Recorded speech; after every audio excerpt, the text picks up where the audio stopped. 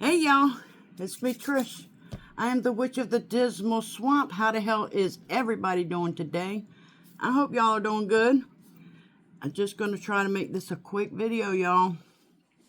I wanted to read something out of the Appalachian Witchcraft for Beginners book. My husband got me this book, and I've been sitting here reading it, and I wanted to read to y'all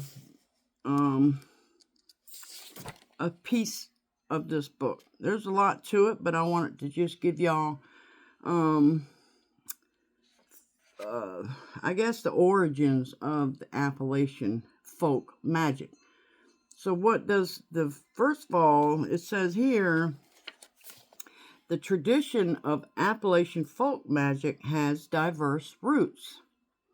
Folk means people. So folk magic quite literally means magic of the people. Okay? Now I'm not going to read all the rest of that part. I just wanted to get that part out there. Now, the origins of Appalachian folk magic, okay, it says European settlers arrived in Appalachia in the 18th century, mainly from Scotland, Ireland, and England. The settlers brought the experience and wisdom of their European roots with them. But they were not well versed in the intricacies of the Appalachian landscape. Much of the herbal and land-based wisdom that is rife in Appalachian folk magic is credited to the wise guidance of the indigenous people. The indigenous Americans in the region, namely the Cherokee and the Yuchi people. If I said that wrong, accept my apology, please. It's Y-U-C-H-I, Yuchi. Through the I know the word, y'all. Iroquois. I gotta let my brain catch up with my mouth.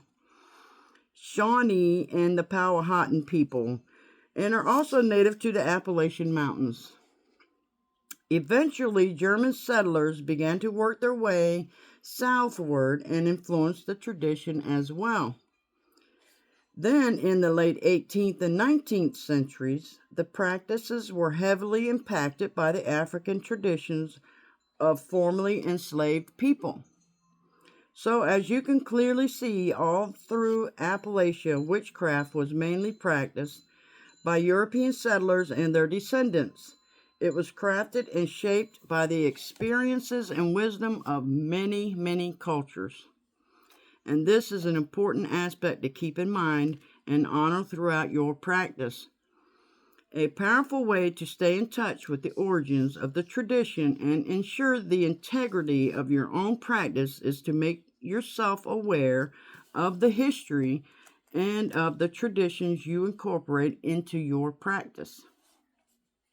Until the American Indian Religious Freedom Act of 1996, the U.S. government restricted indigenous people access to their own practices, many of which have been shared with European settlers. Appalachian folk magic incorporated quite a bit of indigenous wisdom, so some of the ways that we can stay in right relationship with the origins of our practice are to support indigenous people. Indigenous land sovereignty movements have, and to learn about the original keepers of the land. Check the resources section for information on learning about the indigenous history of the land where you live. Today, Appalachian witchcraft is a way to work with the natural world and traditions of the region to reach certain goal, whether it is healing, manifesting abundance, protecting your home, or attracting good luck. Your practice will be influenced not just by these original practitioners, but by everyone who came after. As you develop your practice, staying in right relationship with the origins of these traditions and keepers of the ancestral wisdom will only enhance your workings. Excuse me. Now, what do y'all think about that? So, Appalachian folk magic is all kinds of people, okay? It's all into one ball, which I love that, okay? I love that. And I think Appalachian folk magic is more my kind of thing. Because there's so much.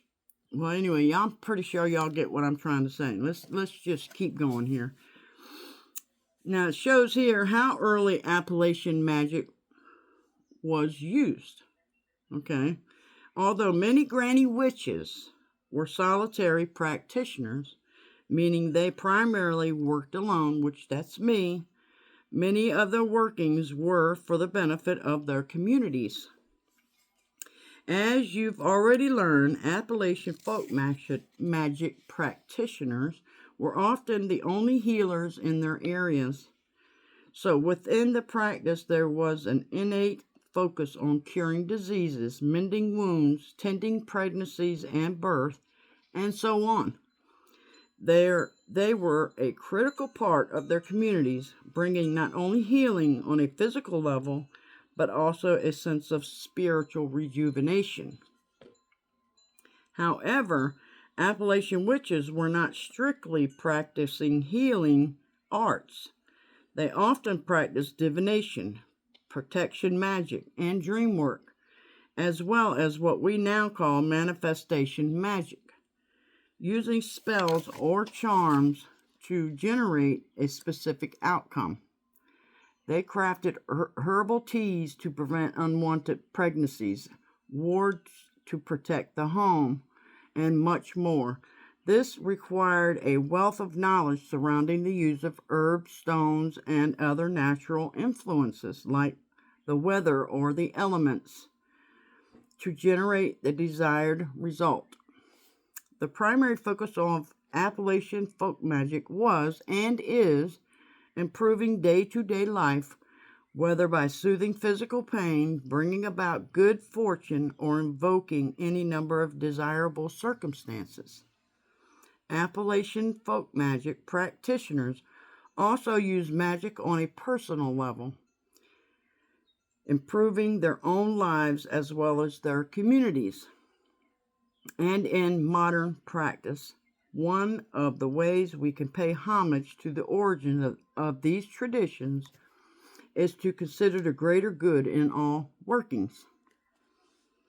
Okay, that's all I'm going to read to you right now out of this book, but I wanted to put this out there because, until I read all of this, I didn't understand what Appalachian folk magic was until I actually read it. So I don't know if y'all already knew this. If you did, that's great. If you got any other books on Appalachian folk magic, tell me what they are, and I'll check into them. If they look interesting to me, then I'm going to buy it. So if y'all have any suggestions on any different books, let me know. This is the one I have, and it's the one my husband picked up for me. And then it goes into the influence of Christianity on Appalachian witchcraft. There is no wrong way to practice folk magic. Using the Bible as a book of spells, the use of dolls, the role of modern Appalachian witchcrafts. There's so much information in this book, y'all. And then it goes into, as you go further into the book, it gives you a few spells that you can do, like create energetic wards, craft your own uncrossing oil, the charm for banishing bad luck, or what is this? A repetitive visualization. It's a lover's elixir. There's a lot in here, y'all, for this little book. It's not even a big book. But anyway, I wanted to share it with y'all in case you didn't know about Appalachian witchcraft. Okay? I hope this was interesting to y'all like it is to me, because I'm always looking into different things. And the Appalachian witchcraft, it's everybody in one. Isn't that cool? I love everybody. All right, y'all. Y'all have a good day. Please be well. Be safe. Totally be safe. And I'll see y'all in my next video. Hit the thumbs up, y'all. Toodles.